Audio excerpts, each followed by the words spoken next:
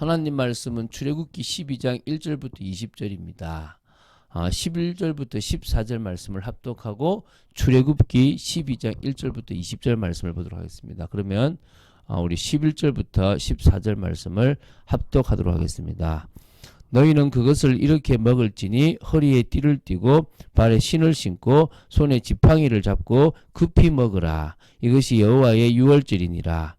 내가 그 밤에 애굽 땅에 두루 다니며 사람이나 짐승을 막론하고 애굽 땅에 있는 모든 처음 난 것을 다 치고 애굽의 모든 신을 내가 심판하리라. 나는 여호와라. 내가 애굽 땅을 칠 때에 그 피가 너희가 사는 집에 있어서 너희를 위하여 표적이 될지라. 내가 피를 볼 때에 너희를 넘어가리니 재앙이 너희에게 내려 멸하지 아니하리라. 너희는 이 날을 기념하여 여호와의 절기를 삼고 영원한 규례로 대대로 지킬지니라. 아멘. 이제 드디어 하나님께서 이 애굽과 사실 이스라엘 전역의 모든 장자를 죽게 하는 그 재앙을 이렇게 내리실 때 이스라엘 땅에 그 재앙을 피하기 위해서 이렇게 규례를 정하신 그 절기가 있습니다. 그게 유월절과 무교절입니다. 그 절기에 대한 부분들을 우리가 보도록 하겠습니다.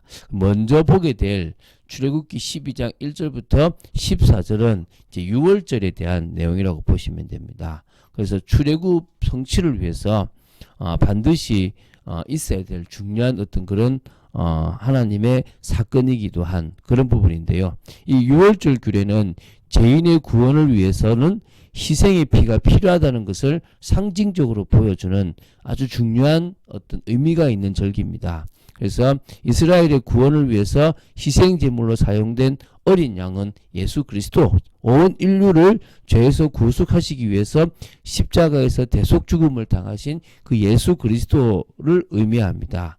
예표하죠. 그래서 유월절 규례 자체는 오늘날 그리스도의 죽으심과 부활로 성취된 영적 이스라엘, 곧 뭡니까? 성도들의 구원을 기념하는 성찬 예식으로 대체되었습니다. 상당히 중요하다고 보시면 됩니다.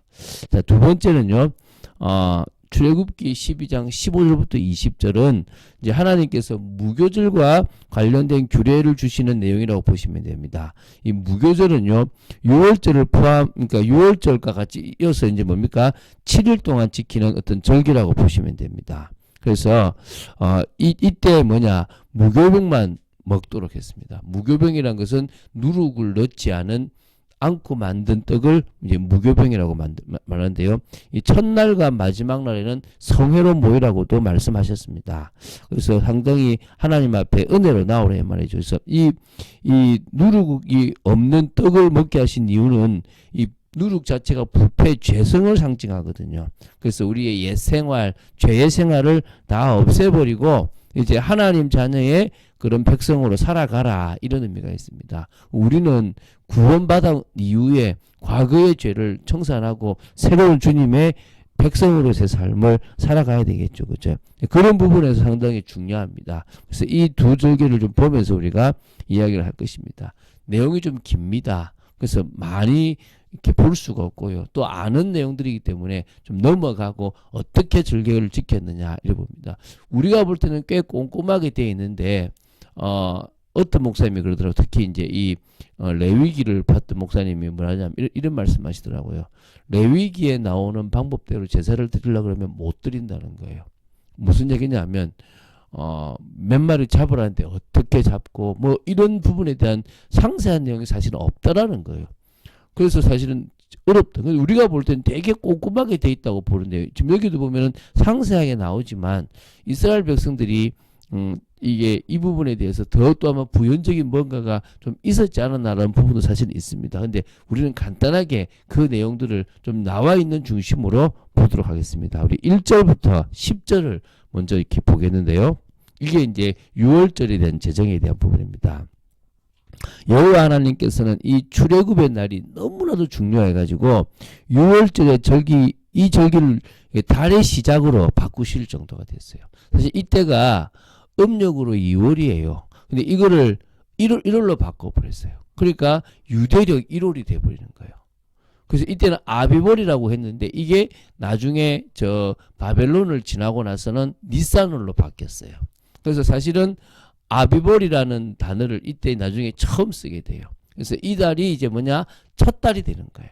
그러니까 한마디로 말하면 음력이 그러니까 양력보다 한 달 정도 빠르잖아. 그러니까 이렇게 같은 음력이면 한 달, 그러니까 빠르니까 이렇게 그 뒤에 이제 한 달 정도 뒤에 양력이잖아요. 그 음력보다 한 달 빠른 게 지금 유대력이 되는 거예요. 그래서 유대력은 좀 다른 절기가 됩니다. 이 시작이 여기가 나오는 그 정도로 중요한 절기가 된다고 생각하시면 됩니다.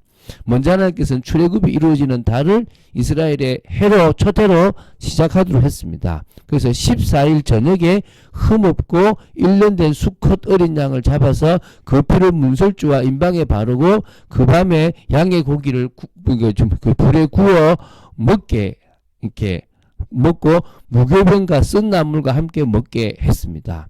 그래서 이제 이때 이제 이렇게 허리에 띠를 띠고요. 신을 신고 또 지팡이를 잡고 이제 언제든지 출발할 수 있을 정도로 먹게 했습니다. 물론 이게 이제 6월절 만찬으로서는 그렇게 하지 않고 이제 상에 앉아서 4번의 포도주를 먹는 중에 일어나는 모든 그런 절기들을 이렇게 과정이 있습니다. 그게 6월절 만찬인데요. 그거는 다음에 한번 이렇게 좀 기회 되시면 한번 보시면 좋겠고요. 지금 그렇게 상세하게 다룰 수는 없습니다. 자, 이 절기를 위해서 10일에 뭘 하냐면요. 14일이 6월절이잖아요. 10일에 뭘 하냐면 각자가 어린 양을 취하는 겁니다. 그것도 각 가족대로 그 식구를 위해서 취하는데 식구가 작으면 이웃과 함께 하기도 하는데요. 어쨌든 각 사람이 먹을 수 있는 분량에 따라서 어린 양을 다 계산하라 그랬어요. 근데 그 계산하는 방법은 이 성경에 나와 있지 않습니까? 그래서 제가 아까 말씀드렸지만 이런 부분으로 하려 그러면은 되게 부족한 것들이 많다라고 얘기를 하는 겁니다. 자, 어린 양은요, 흠없고 1년 된 수컷으로 합니다. 근데 양이나 염소 중에서 취할 수가 있다 그래요. 그리고 양을 14일까지 이제 10일에 찾아놨다가 흠없는 걸 보고 나서 14일까지 간직하는 겁니다. 어찌 보면은 자신을 위해서 죽을 그런 양이죠, 그죠? 그래서 해질 때에 이스라엘 회중이 그 양을 잡습니다. 그때는 모든 사람이 참여해서 누군가 하는 게 아니라 다 내가 나를 위해서 죽을 그 동물을 내가 잡는다고 생각하시면 됩니다. 그리고 그 피를 양을 먹을 집 좌우, 그러니까 양을 먹을 사람들이 그 집 좌우 문설주와 인방에 바르고요. 그 밤에 그 고기를 불에 구워 무교병, 다시 말하면 누룩을 넣지 않는 뜻과 쓴 나물과 함께 아울러 먹게 한 겁니다. 이거를 불에 구워야지 날 것으로 먹어도 안 되고요. 또 삶아서 먹어도 안 되도록 했습니다. 아침까지 남겨주지 않고 다 먹으라는데 혹시 남으면 불에 사르라고 이렇게 얘기했습니다. 그러면은 해질 때가 언제쯤일까 보면 이게 히브리어로 벤 하하르 바임이라고 이렇게 적용이 됩니다. 그러니까 두 저녁들 사이라고 이렇게 되거든요.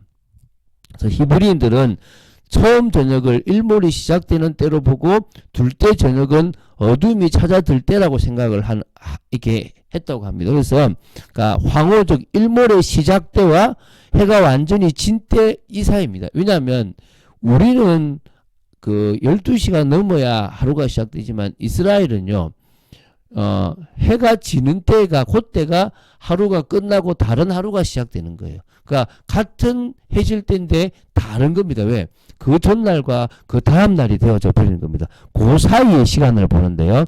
대략 한 오후 3시부터 6시 이전에 이 시간을 가리킨다라고 보시면 될 겁니다. 이걸 계속 지금도 지켜오고 있다라고 하거든요. 그런 식으로 이제 뭐 합니까? 그 절기를 지켜서 그들에게 필요한 이 양을 잡아서 먹고 기다리고 있었다는 것입니다. 자, 그리고 이제 11절부터 14절에 대한 말씀 보겠습니다. 음식을 먹는 방법도 알려줍니다. 아까 얘기했죠. 허리에 띠를 딱 띠고 발에 신을 신고 손에 지팡이를 잡고 급히 먹으라는 것입니다. 여호와께서 이스라엘에게 지키라고 하신 6월절인데 이제 나간다는 거죠.